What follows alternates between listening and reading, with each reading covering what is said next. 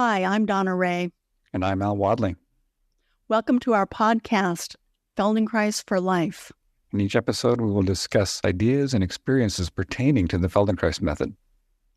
You're going to learn skills that will move pain to comfort, anxiety to ease, and we'll explore learning and how to spark creativity.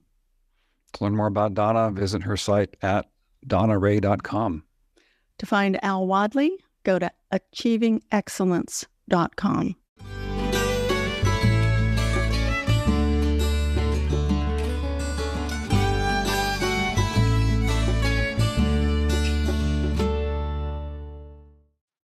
Hi, Al. Good to see you. Hey, Donna. Good to see you as well. Great. Well, we're going to talk about integration today. And we were discussing earlier referring to integration as a spectrum of integration within categories. So let's dive a little deeper into that. Yeah, let's maybe talk about what integration is. Okay. The definition of integration. Well, integration is descriptive. It has to do with how we feel, how we're behaving, how we're sensing, how we're moving, how we're approaching one of the categories that we're going to discuss.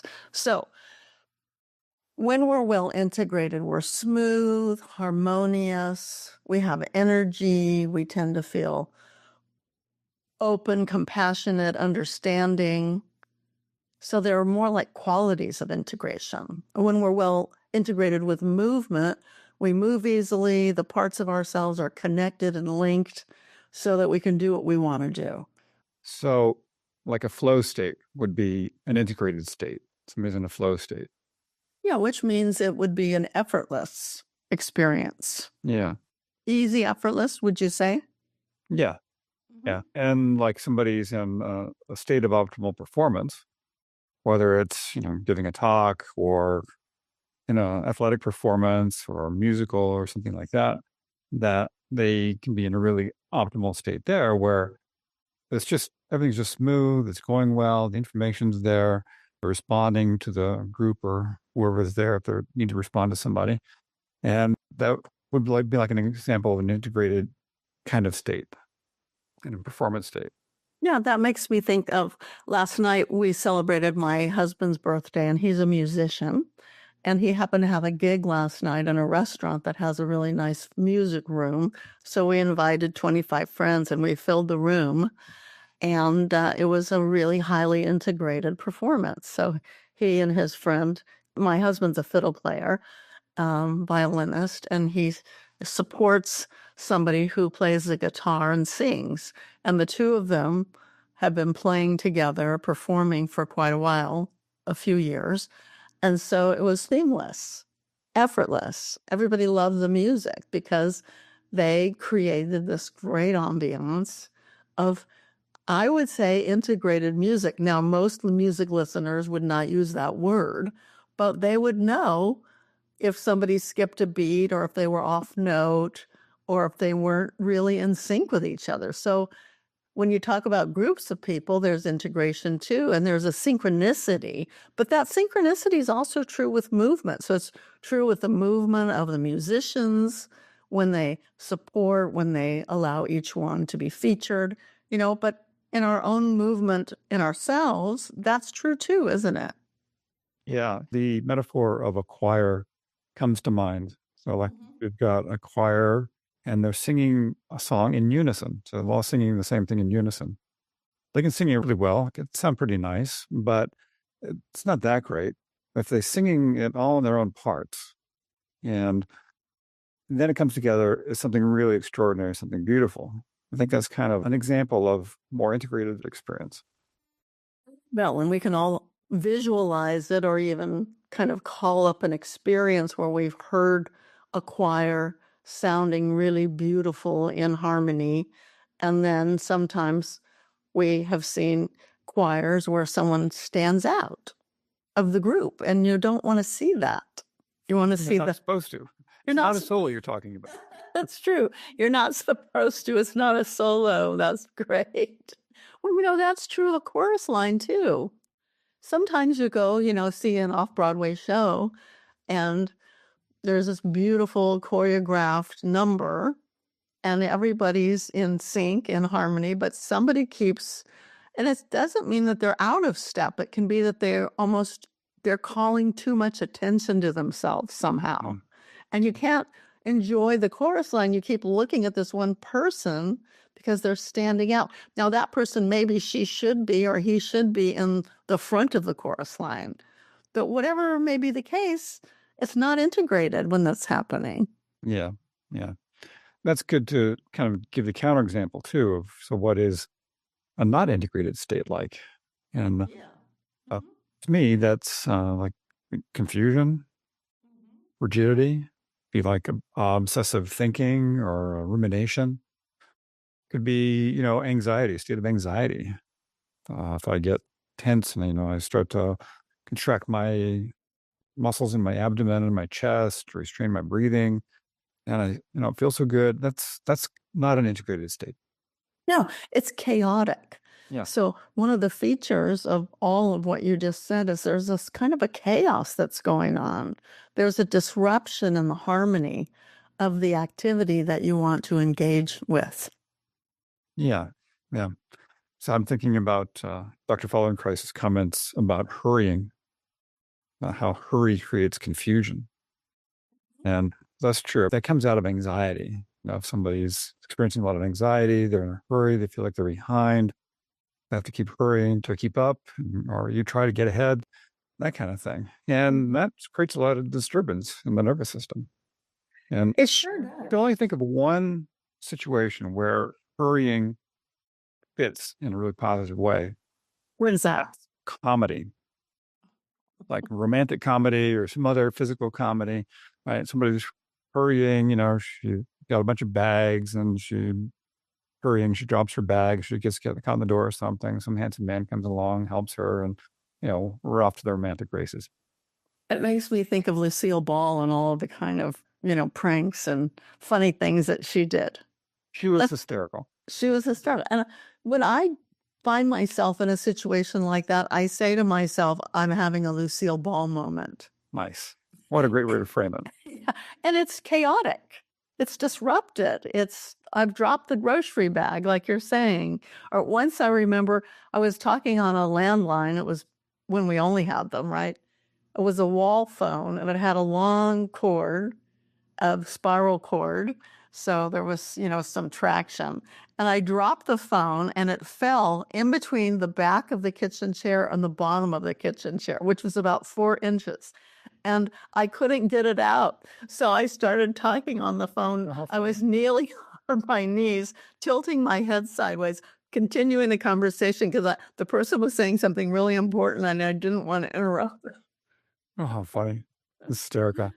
So the comedians like Lucille Ball and so many others of that era, and today too, their skill level is taking chaos, taking like a chaotic state, a disintegrated state, and doing something with it, making it funny. It's just real brilliance in comedy like that.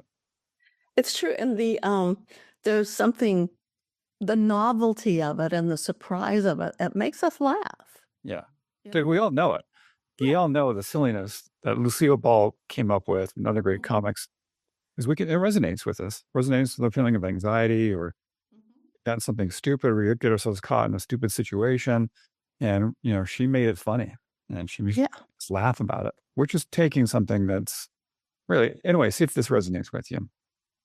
Comedy takes something that is a disintegrated experience and really integrates it through laughter. Yeah, and if we can keep a sense of humor about things, even when we fall into a state of less integration, it helps us get back, I think, to an integrated state because it's an emotional shift. So that's a wonderful way to see the flexibility of moving in and out of integration. And flexibility and adaptability is another feature of integration. So it's the opposite of what you mentioned, rigidity. If you can't fluctuate and laugh at yourself or laugh at someone, in a heartfelt way, then you have a certain stoic rigidity going on or the inability to shift and see the humor in life. And that's not integration. So, integration is also the flow of emotional states. Tell me more. Well, like we're talking about, if you can, stub your toe, laugh, rub it, get over it, then you can move from walking down the street, having a disruption, regaining your equilibrium, your integration. So resilience is also a part of integration, and keep on trucking. So that's one of the ways we can observe ourselves and see whether or not we're integrated. Because the awareness of knowing if you're integrated or not integrated actually assists you in the process on that spectrum that we're talking about, helping us move back into an integrated state. So self-awareness is key to the Feldenkrais method, and integration is also key. Yeah. So we're talking about a spectrum of integration. And on one end of the spectrum, you're going to be more integrated. The other end, you're going to be less integrated. And then there's something in the middle. What's in the middle? Well, that's a very good question. Maybe the middle is getting by. Yeah. Okay. It's like sometimes we just say we're good enough right now. We're getting by. We can go for a walk. It's not feeling effortless, but we're just going to do it anyway. So, but it's not terrible. We can still walk. We can still go up a hill and down a hill, for example. Or if you're less integrated, maybe you choose a less hilly path that day. Choose an easier path. Mm-hmm. I love that answer. Yeah. Well, thank you. Great answer. Yeah. Yeah. All right. So we're on the spectrum of integration. And what are some of the cues we can use to notice when we're starting to shift, maybe to be a little less integrated? So we catch it earlier on, and then we don't have to wait till we're like really down in the dumps or really disintegrated or feeling anxious. But what would be like some of the minimal cues that we could tune into and use that to begin to shift our state and go, okay, I'm feeling a little bit off, just a tiny bit off. So I want to make a difference here and shift into more integrated state. What do you think about that? What are some ideas you got? Well, I'm going to answer that question, but I'm going to make it more specific because we have the spectrum of integration and we also have it within categories. So a category could be your relationship with your primary other. So could be very different than your work life. So let's talk about personal relationships for a moment and integration, because we can all spot disintegration in personal relationships. So what happens? We become less patient. We become a little testy, irritable. We may have resentments building up. We might be short-tempered. Maybe you didn't get enough sleep the night before. Maybe you didn't eat well. Maybe you had some bad news. So lots of things pertain to how we're feeling, and that would be our state. So if you see that yourself relating to your partner in a way that's has all these features, irritability, resentment, short-temperedness, you're not integrated. Okay, so you could say, okay, I'm not integrated. Our relationship's not integrated. Well, that's interesting. It could be the relationship, but it might be what you're bringing to it that day. Keep going. You're on a roll here. It's some relationships are always difficult. Like both of the people, I would say, are not very well integrated. They're not communicating well. They're not negotiating well, and they have a lot of strife and difficulty. Well, that relationship is not integrated, and that both of those two people are contributing. Well, let's say that we have another relationship, and they're pretty harmonious. They get along well most of the time. But one of the two of them wakes up on the wrong side of the bed, and that person's not integrated, and they bring their disintegration to the person that's integrated. Well, they can throw both of them off. And then you have a disintegrated, morning. It doesn't mean the whole relationship has gone to hell, basically, but you can see that there's a lack of integration. So I think when they're able to recognize, they're using their self-awareness and they're recognizing, going in and out of these states of harmony, equanimity, graciousness, whatever we want to call it. But when they can see it in themselves, then they can pause, note their reactivity, which is part of not being integrated, and do something about it. And that's one of the powerful things about the Feldenkrais method. So the self-awareness gives you the ability to pause. Maybe you have to retreat and go take care of yourself and then re-enter the relationship. Yeah, I think you're spot on with that. And I can reflect on that as you're talking.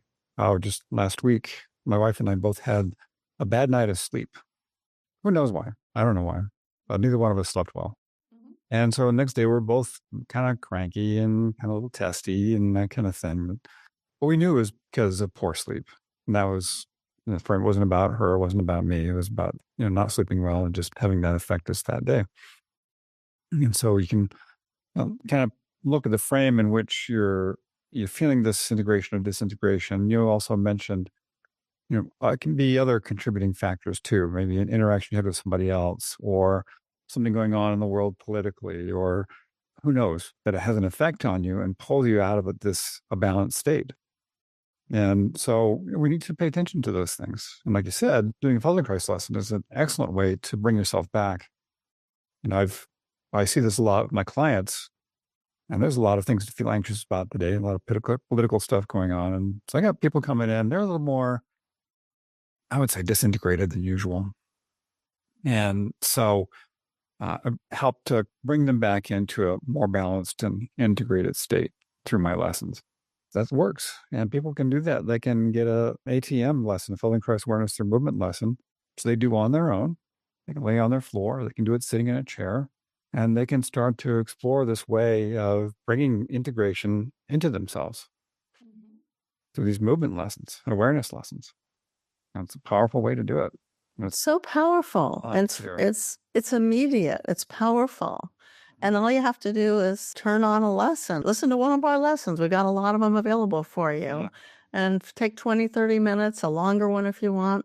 And you're going to feel totally different after the lesson. So through movement, you change your state and you move yourself toward a higher level of integration. And then you feel all of the things that we're talking about: harmony, patience, acceptance, the ability to listen and respond to someone else or to your own thoughts, not to be reactive. And life is really pleasurable then. And yeah. I believe this is what everybody needs to be doing, especially at this time. I mean, so we do have a lot of stress if you pay attention to politics. And, I actually have, for the most part, I don't watch the news on television at all anymore. I read the New York Times and I pick and choose what I want to read. I'm very careful about it. But like you, I have a clientele. I have a lot of wonderful people that I see on a regular basis and a large number of students. And I have to be well integrated to listen to them and move them to integration. So that's part of our job, which is actually a fantastic part of the job, that we have to tend to our integration to be available to other people, to move them into their own state of harmony and integration. Yeah, totally. Another thing about relationships is that somebody can be very integrated in one domain of their life and not in another. Somebody may be very well integrated in their work life, yet their home life, home relationships may suffer. And I've seen this. I worked for a training company years ago, and I could see this in the trainers, very top-notch trainers. They just excellent in their field. They coaching in Fortune 500 companies and stuff like this. And yet their home relationships and the personal relationships did not function well. So people could be like categories like that, or the context can be really different from one to the other for somebody in the other of integration. That's so true. And I think it has to do with so many things. It's not simple. But not simple. If say your primary relationship at home, your romantic relationship, your significant other, if that's difficult for you, it may have to do with beliefs that you have about males or females. It can be same-sex marriages too, or relationships. It's still you bringing into those relationships your beliefs about the other person and what they're bringing to the table. And sometimes they're not true. That's one of the ways we really complicate things, you know. But again, the answer is self-awareness. So you've got to understand yourself, examine your beliefs, work with your integration, in our opinion, through movement and other means too, so that you can feel the calmness in yourself to examine a belief. Yeah, that's essential. It's essential because, I mean, we may be experiencing our primary romantic relationship through a lens of an implicit memory, implicit learning from our childhood in a relationship with a primary caregiver. And that feels like now, but it's not now, but it influences now, and not necessarily a positive way. And it could be. Maybe you had a really great upbringing and great attachment with your primary caregivers and everything was roses growing up. And usually most of us have some bumps in the road. Definitely. And there's definitely some challenges. And we project those onto our romantic partner. And so learning to sort that stuff out is, I think, is really essential. And, Yeah. you know, I'm going on 65. I've been doing it for a long time. There's more to figure out, to sense, to realize. And it's kind of takes us back to the whole spectrum idea that this whole process of self-learning, self-awareness, self-discovery is, I guess you could say, it's on a spectrum. You know, when I started out doing my NLP training and Feldenkrais training, my self-awareness wasn't that developed. And that's something I had to learn. And now I consider myself, you know, I'm quite aware and quite integrated in most areas of my life. Not everything's perfect, but that's part of the process of learning and integrating and becoming a better person. Yeah. Yeah. And that's wonderful. It's a continuum. It's a skill. We get better and better at it. And when we find ourselves in a reactive moment and we step back and we do some self-exploration and become aware of what's going on, we can rectify the situation, you know, through being honest, transparent, apology, forgiving ourselves. And I think one of the qualities of doing this is not being defensive. So being defensive is a sign of a lack of integration. When you have to defend your behavior at all costs, you're in trouble, right? So, you know, the light bulbs go on at times, red lights actually flashing, saying, wait, stop. Something's going on here that is not right. Pause, reflect, because we're probably too, we're defending ourselves. We're too identified with something. You know, we get carried away with what's important sometimes. Yeah. And There's black and white thinking.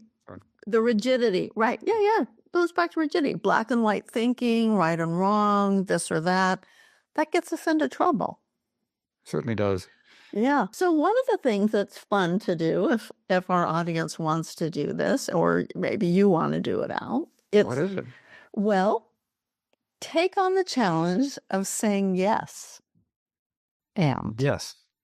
yes, and do that for a while. Like, you know, some people say you've got to do things for 11 days, 21 days, 30 days. Pick a time. And I like the 21-day idea. I don't know why. It just sounds like fun. So for 21 days, say yes and notice how, I mean, I hate to tell you what's going to happen, but I'm going to give you a peek. Your anxiety will reduce.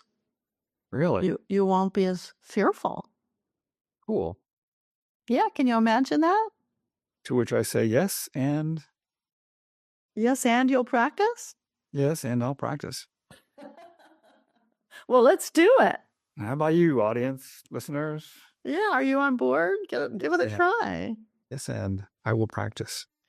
Yeah, so that's an invitation to everyone that's listening, and send us some comments. Let us know how it goes for you. Yeah, I would love to hear about your experiences. Okay, great. Well, this has really been fun for me. I hope it has been for you, Al. Of course, always. Great. And audience, thank you for listening. Yes, and join us next time for another exciting episode of Feldenkrais for Life. That's right. And in the meantime, check out Awareness Through Movement lessons on achieving excellence or DonnaRay.com. Yeah, and DonnaRay.com. That's right. Okay, take care, everybody. Yes, and y'all take care. I know. Bye.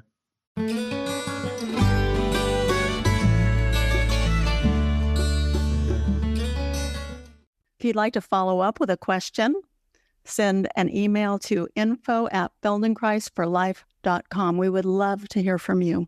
You can learn more about us on our websites. You can find Al at achievingexcellence.com. You can visit my site to join my classes and reach out to me for private lessons online or at my Longmont studio. You'll find my store, Feldenkrais store, there as well. We can purchase books, audio products, and videos. Donna's website is DonnaRay.com. And if you visit my website, you'll find that I'm offering individual sessions, group classes in the Feldenkrais method, mentoring groups, professional Feldenkrais training program information, and recorded lessons. Thank you again so much for joining us. We look forward to you hearing us next week. Bye now. Bye.